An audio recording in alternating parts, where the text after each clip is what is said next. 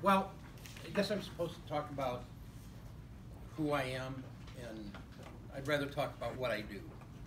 I've been in this business for 15 years, and for 10 years, I've also been writing an entertainment column for a local magazine, the Vegas Voice. Through the magazine, I ended up meeting some folks who a year and a half ago opened a show on the Strip. Now, giving you that as a preface. Sorry. Giving you that as a preface.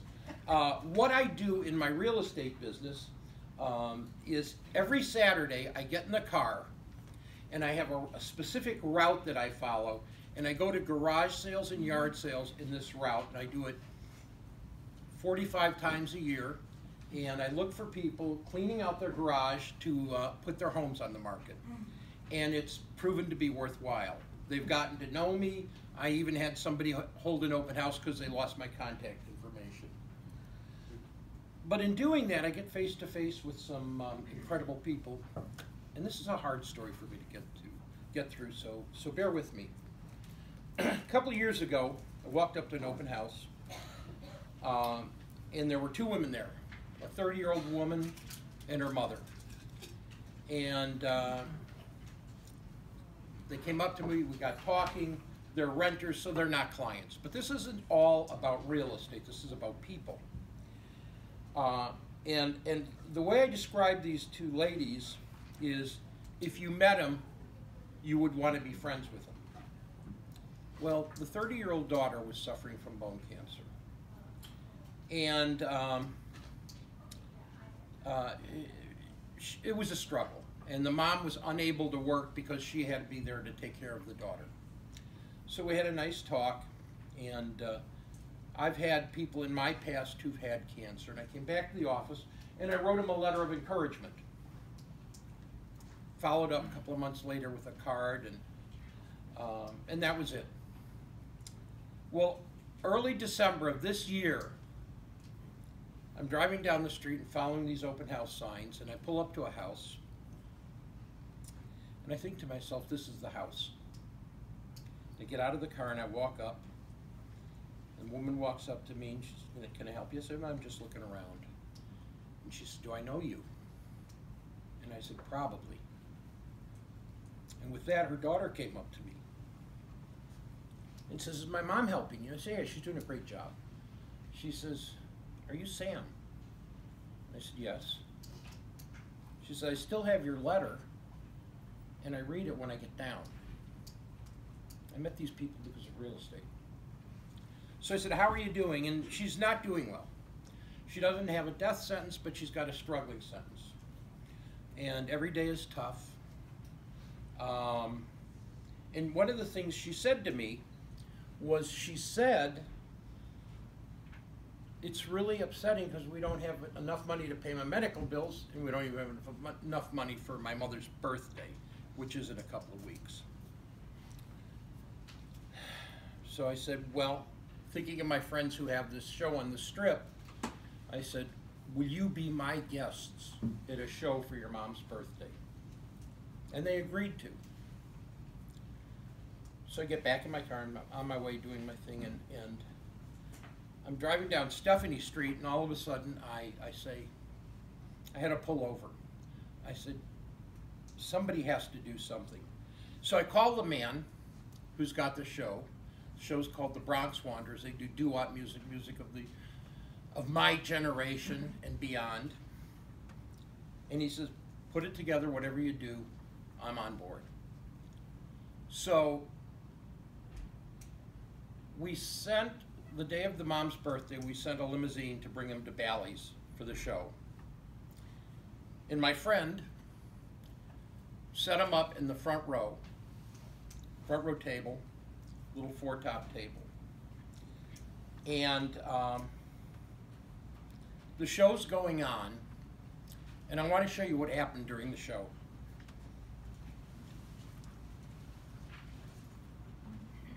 I'm going to call a little speech right now about Mr. Wayne Newton, who is probably the greatest entertainer this town ever produced. And I could never thank him enough for all he's done for us, and I'll talk about him a little bit later on. But for now, what I'd like to do is every once in a while, life gets in the way of a show, and it becomes real. And what we do is nice, and what we get to do is a dream come true, but there are people that are dealing with life. And this is one of those moments where I'd like to acknowledge a couple of very special people in the house and tell a quick story first. So basically what happened was about 5 or 6 years ago, we were playing in a town called Windber, Pennsylvania. And a woman came up to me at the end of the night and she said, I really need to bother you with a special favor. And I said, what's that? She said, would you go say hello to my friend? She's sitting in the stairwell. Which I thought was kind of odd. And I said, you know, why? Is she okay? They said, well, just go, you'll see. So I go in the stairwell and this woman is slumped over. And I said to her, are you okay? And she said, I wanted to say goodbye to you personally and see you one last time. And I said, well, what does that mean? And she said, well, I'm suffering from cancer, and I just refuse to do any more chemo treatments. They're killing me. I can't stand them. It's what it's doing to my family, and I'm done. And what I said to her is nothing any one of you would have said. I said nothing out of the ordinary. I looked at her and I said, now think about this. If you stop your treatments, you know what's going to happen. I said, but if you continue your treatments, you don't know what's going to happen. So do me a favor, go get your treatments. I would love to see you here next year. And with that, I left. And a year went by, and we wound up playing there a year later. And I got a phone call from the local oncologist in town, and he said to me, you remember a story about a year ago, talking to a woman in the stairwell? And I said, yeah. I said, I vaguely remember she was sick, and we were just talking. He said, yeah. He goes, well, just so you know, she didn't want to continue her treatments, and after she spoke to you, she came in on Monday, told me what happened, continued her treatments, and I am proud to say she is cancer-free. And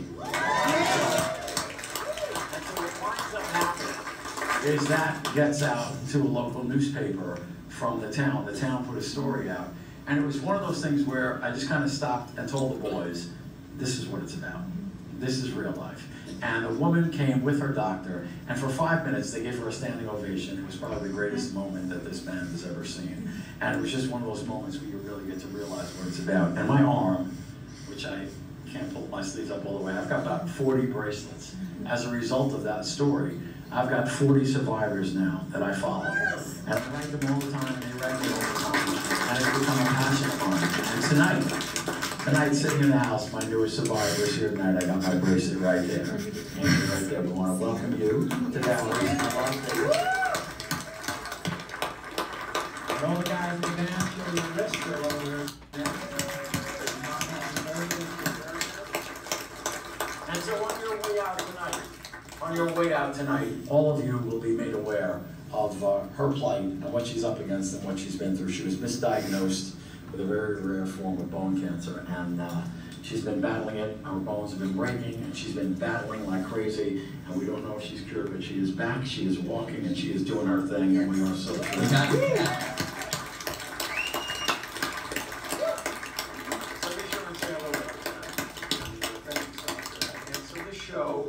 Is all about dreams coming true.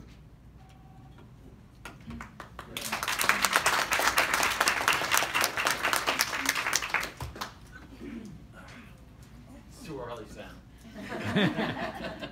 This is Vinny at the Bronx Swan. Good morning, everyone. It's just such a credit to this community, and he's such a. We support him, but he in turn supports everyone else. And it's become a mission. Show me This. I had to cut these down, but there's probably about 30 in there. And it's good, you know. The show is Vinny and his 2 sons and a couple more band members. Yeah. And one of the sons just opened for Bon Jovi the other night. Yeah. And during the Bon Jovi show, he's wearing his wristband. So we have some wristbands for you, and if you guys can help support this young lady, it would be wonderful. We have some information here. Vinny brought some 2-for-1 tickets to the show at Bally's. For some of us, it's perfect time. Some of the shows start at 6. Some are past our 8 o'clock bedtime. So we've got wristbands. We've got 2-for-1 tickets and some information. Please feel free, and we've got some CDs from the show. Arliss, how are we going to?